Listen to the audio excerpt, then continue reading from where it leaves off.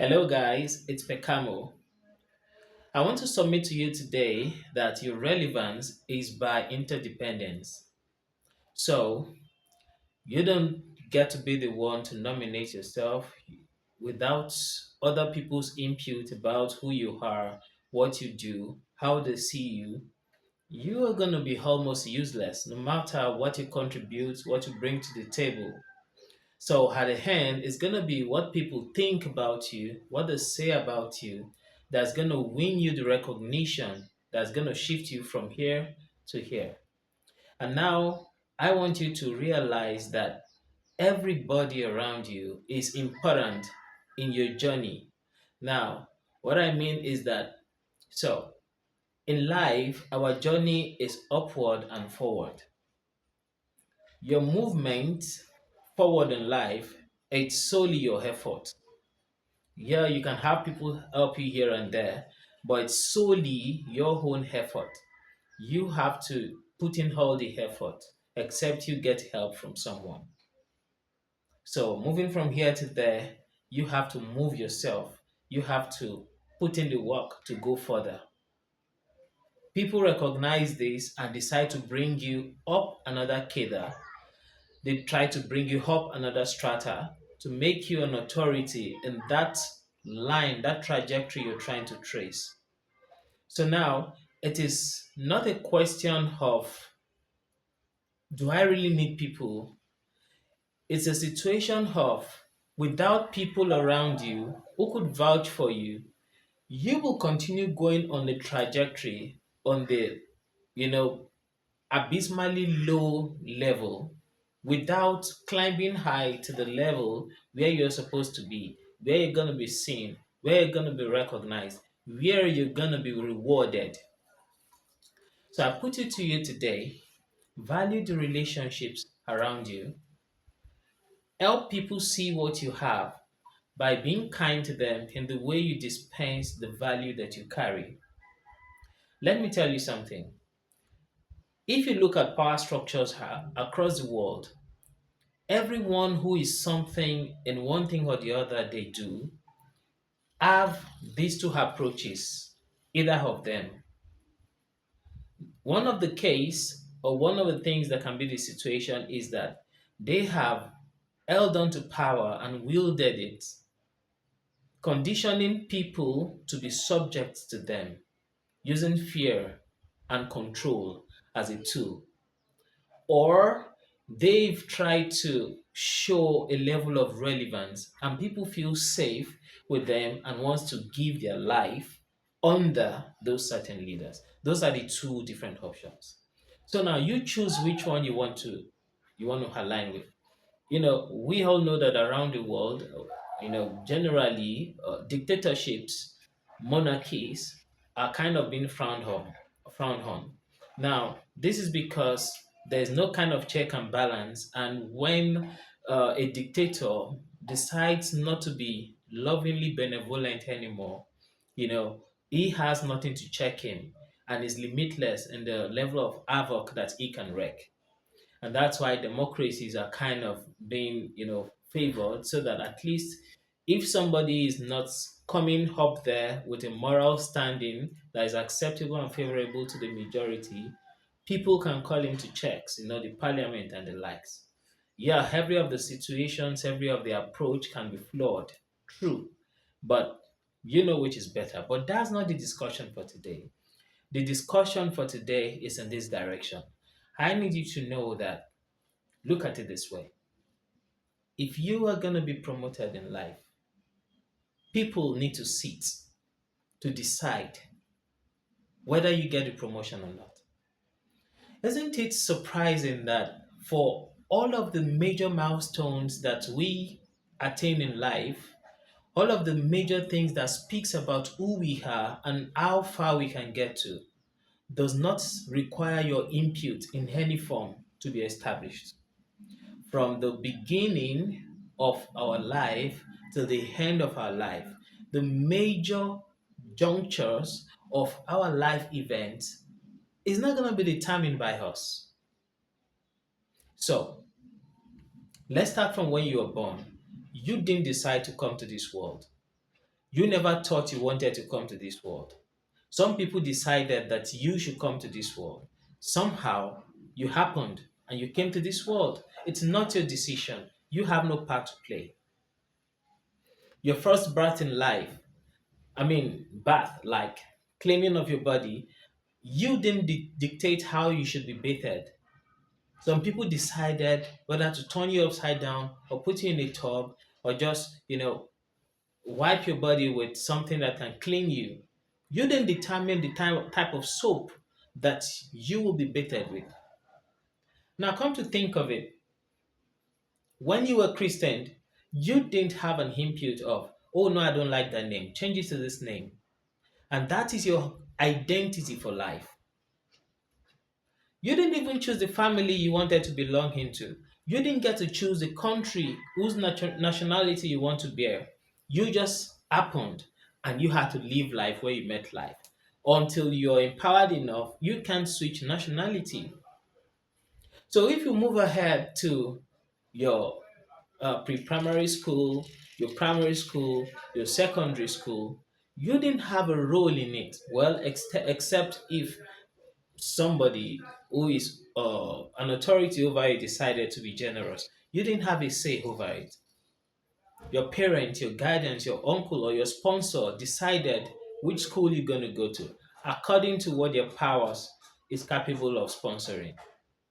So now, probably when you went to higher institution, you determined where you wanted to study. But most often than not, we only have the luxury of determining where we want to study. But circumstances and in some cases, the institution gets the higher say to determine which course you're going to study because you put in for this and they may tell you the entry is maxed out, so we can't take in new entries. So you have to choose another course. Which one do you love among these other three that are available? Or sometimes you score so low that you can't meet the threshold and they determine you have to just choose every of the other available courses. So this is what I'm trying to say. Life in itself determines what we are going to choose, what we're going to do. Now, before I lose my line of thought, I want to continue on what I was trying to say. So, even when you're sick, you don't get to determine which hospital you're going to be treated. Even when you want to buy a house, you don't choose, you're limited in the choices that you get to have because it is what you have been programmed or conditioned into, or what you've been, taken by the hand to experience that determines the state or the county or local government that you get to prefer and which now informs your choice. It's actually not your choice. So people conditioned you into appreciating that perspective. And that's what I need you to understand, that it's not all about your choice, it's people's choice that you just flow through into. How about when you die? You don't get to dictate how you die, and you don't get to dictate how you're buried. Well, you might choose this is the burial site that I want to be laid in, this is the clothes I want to wear, but you are going to be at the mercy of those that are going to be after when you're gone to decide if they want to follow through with what you requested. Because when you're alive, it's a command to them. But when you're dead, it's a suggestion that they have the prerogative to honor or to jettison. So now, back to my initial point, my initial thought. In this life, what everybody thinks about you. Now, by everybody, I want to be contextually, coherent. I'm not talking about everybody in the world, but I'm talking about depending on the situation or the factor we're talking about. Maybe in your organization, in your church, in your school, in your political party, and your community, what other people think about you really matters because that's going to tell if you're going to get a vote or the nomination. no matter how qualified you are for a particular post, if the majority that have a say decides that you're not good for the job, man, your Harvard certificate cannot prove otherwise. You're gonna be benched. So I want you to, from this day onward, value the relationships around you. Learn how to manage people around you and live with them, giving them unmistakable kindness, expressing undeniable love to them, such that they can be favorably disposed to how they see the things that you can offer. In that way, what you're offering can be amplified in the heart of others. And when they say, hey, I think we're lacking in this area, we need a man that can do this, they're going to mention your name. So that's the perspective I want you to have in life. No man can live in isolation. So you need everybody. Don't forget, I'm contextual about the everybody I'm saying. I'm talking about everybody in a certain area, in a certain confine, in a certain organization, in a certain strata, in a certain association. So you need the favor, the voice, the perspective of everybody in that place. Let me give something a little bit detailed in the direction of what I'm trying to say. Let me paint a scenario. So now you work in a company, probably maybe about 200 people works for your boss, who is the chairman, the owner, or whatever of that organization. Do you know that for you to get a promotion, the disposition of the driver to that boss can determine if you get your promotion or not, because you don't know the influence that driver has to that boss. A complaint or a recommendation, whether in passing or when being consulted, when the boss consults the driver, probably they have a relationship and respect for each other. That recommendation can go a long way in determining the direction through which or with which your boss is going to think about you. Now, the direction he begins to think about you is going to prepare the foundation for the inclination and impression he has about you. And it's a popular saying that first impression lasts longer. So now that might begin to inform how he reasons about who are you, how he reasons about what can you offer, how he reasons about oh he's not proud. So imagine the driver telling him that man is down to earth.